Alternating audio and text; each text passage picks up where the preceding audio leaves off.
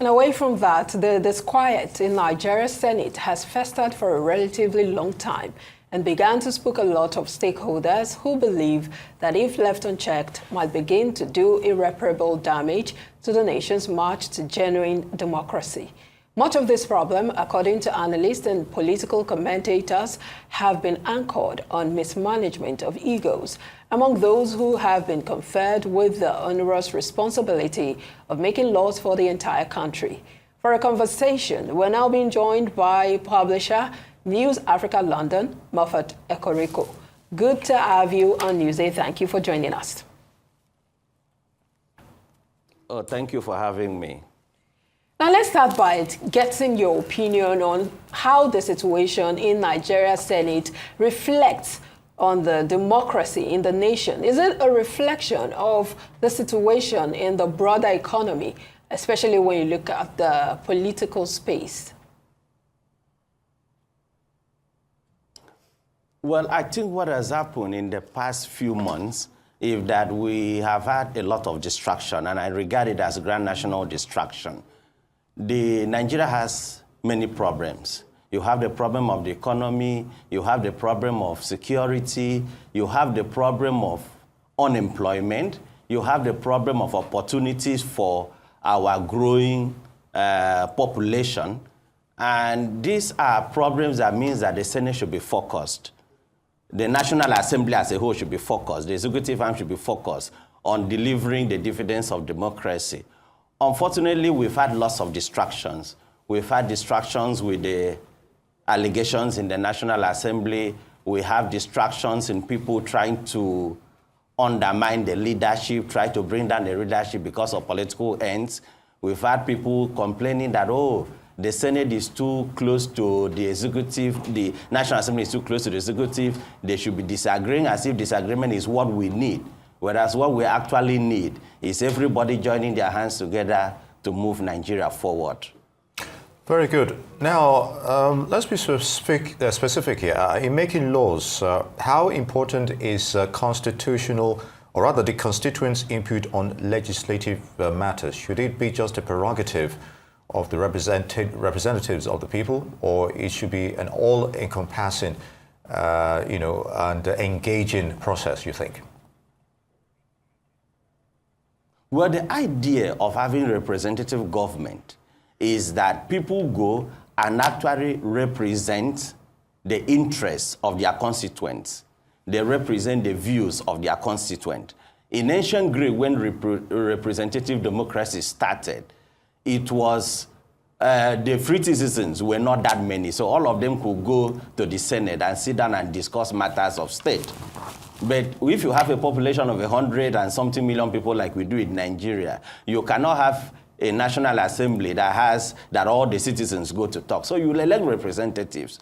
But what happens is that sometimes these representatives go in there and they disconnect from their constituents. So they are no longer reflecting what they're no longer reflecting what their constituents want them to reflect. And Nigeria also has a funny tradition where people get elected and they just feel that they're in a different class from the people who elected them. So what I think needs to happen is that you need to have closer interaction and engagement with the constituents.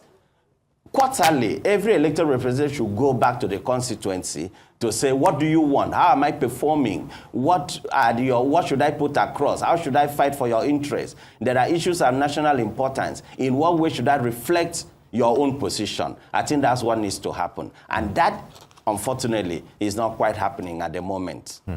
So as the second arm of government, how do you think they can be called to order? How do you think that some form of checks and balances can be put in place to ensure that they are doing what they were put there to do?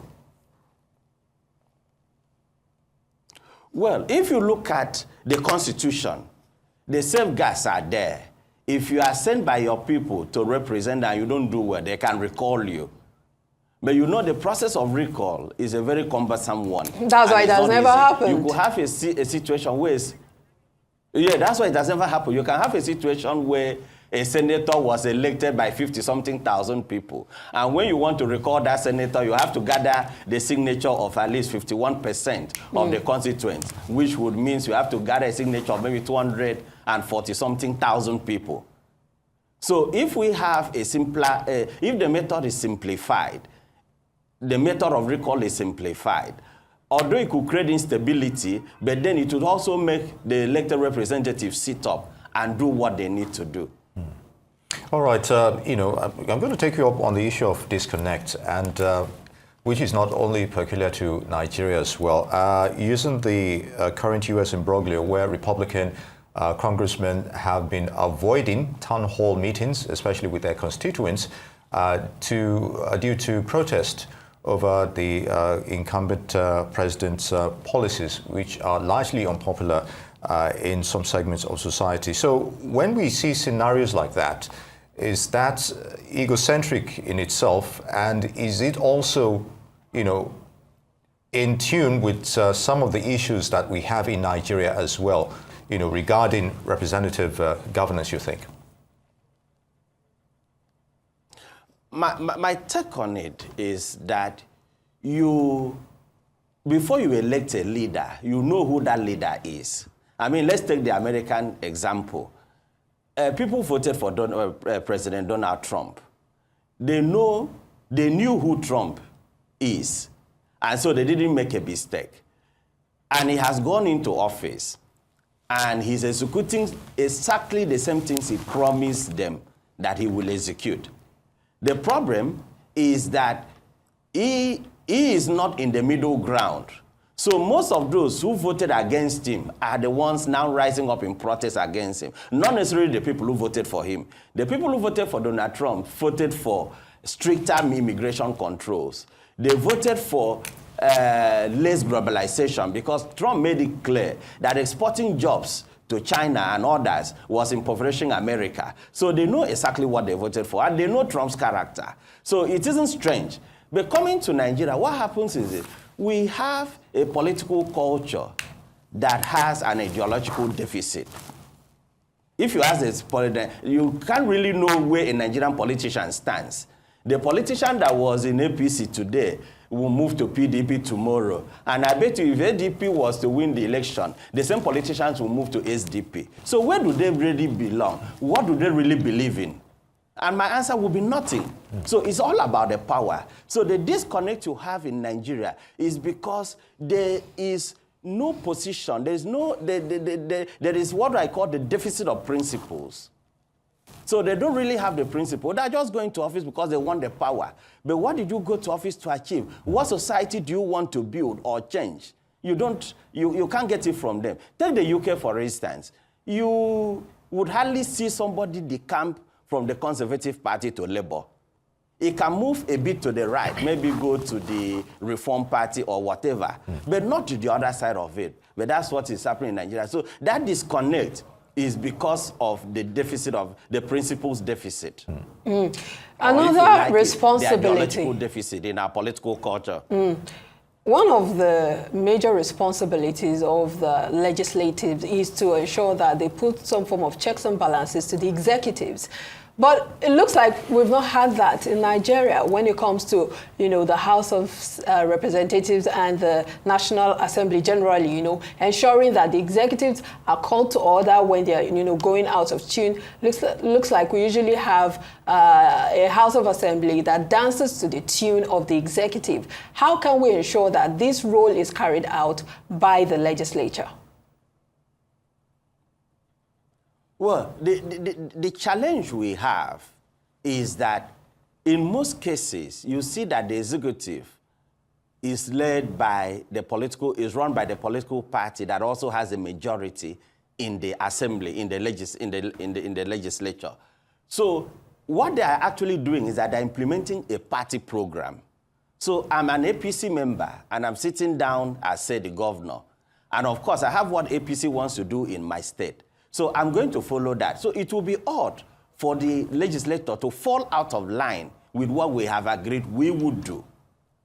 But where I think the problem is with Nigeria is that civil society is weak. It is civil society that will bring out the failings of the executive, which will force the legislature to act.